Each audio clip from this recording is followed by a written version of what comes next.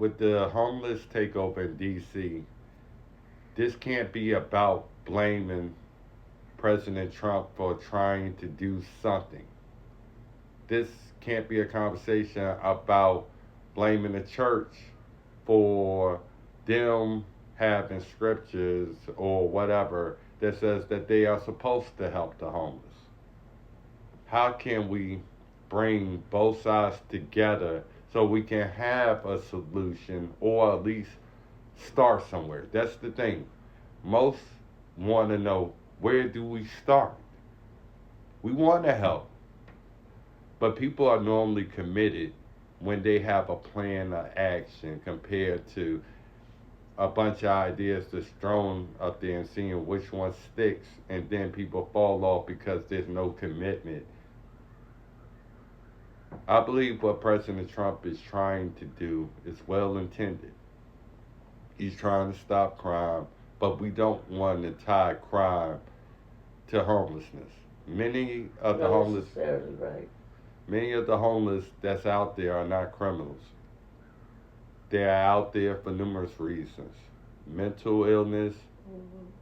fell bad on their luck, whatever life circumstances have happened.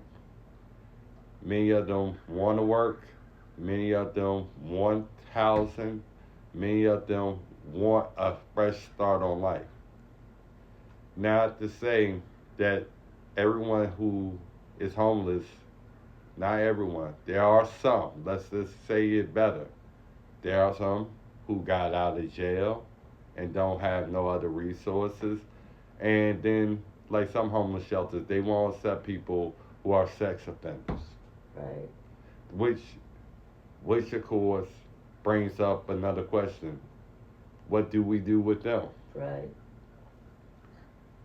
But the blame at this point for a problem with society, if you're saying you believe as a person, everybody has their own thoughts, that the homeless are criminals, the homeless are alcoholics, homeless are drug addicts. Well, that's not always true. That may be your experience. But what we can ask, what are we as individuals or groups going to do to help a problem that is so systemic? It's not race. We see white people out there, black people, Asians. We don't know everybody's story. But I know, for the most part, it has been mentioned, some people choose to be homeless. They got family, friends, they don't Right. have the problems associated with most homeless that don't have anybody. They just choose to stay on the streets because they feel like their freedom doesn't have to be compromised as much as it is by being in a controlled environment. Right. Some don't want to deal with the discipline. Uh, I'm grown. I want to do what I want to do. But we can't blame others for that type of mentality. But what we can do, a family of five comes in. Mother got laid off. Father got laid off. They've been working their whole life. Mm-hmm. What better investment for people who've been working their whole life and families to get stabilized again when it's not of any fault of their own? AI is taking over a lot of jobs. So we're going to see homelessness increase as much as the labor force decrease. That's just a natural formula. So what can the church do, and what can the government do to help this problem where it's not seeming overwhelming? Shelters are overwhelmed, Mm-hmm. resources overwhelmed, but we have to do something.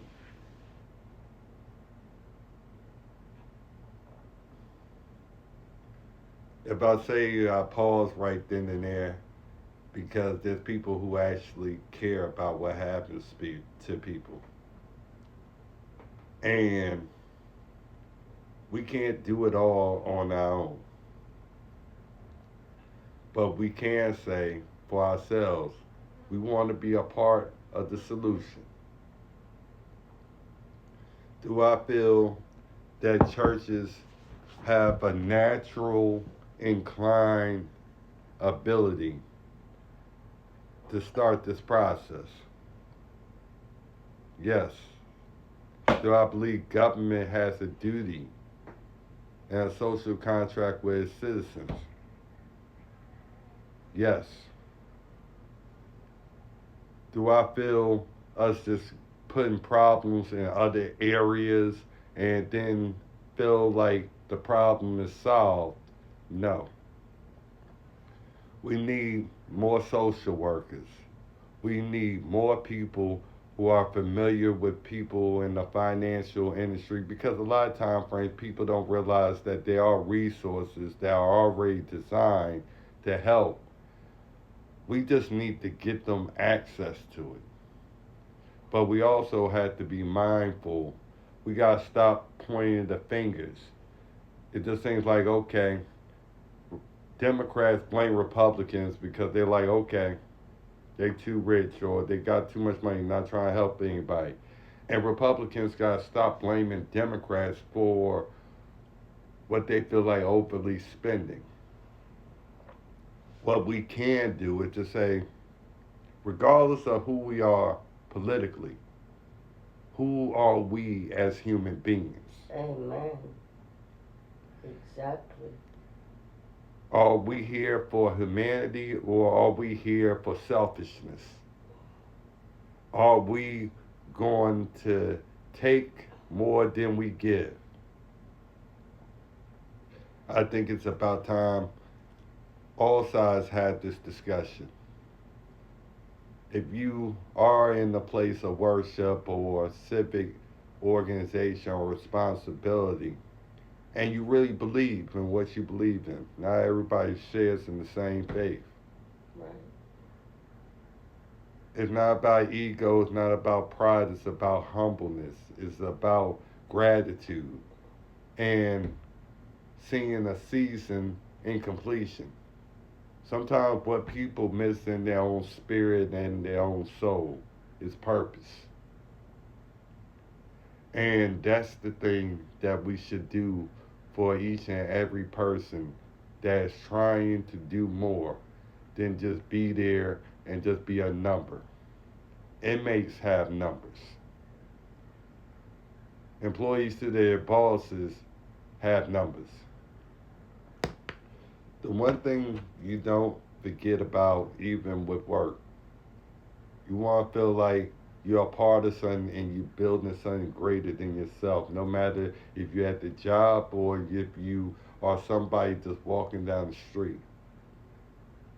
When you have no purpose, it takes away from your soul. It takes away from who you are, your ability to be a part of solving problems.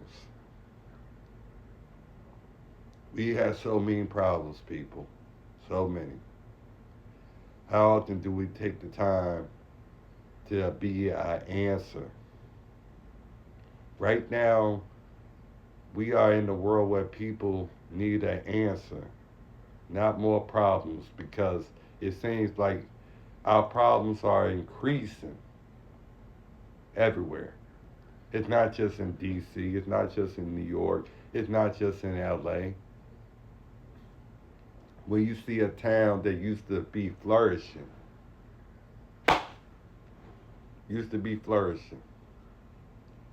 and you see that town dried up from its history, its people. A lot of people don't want to leave their small town, but they don't want to go to a big city either.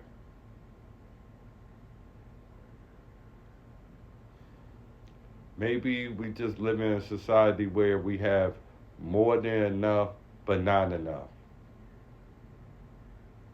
And I hope it goes towards humanity and helping people. Because when people are able to do for themselves, they are able to help others.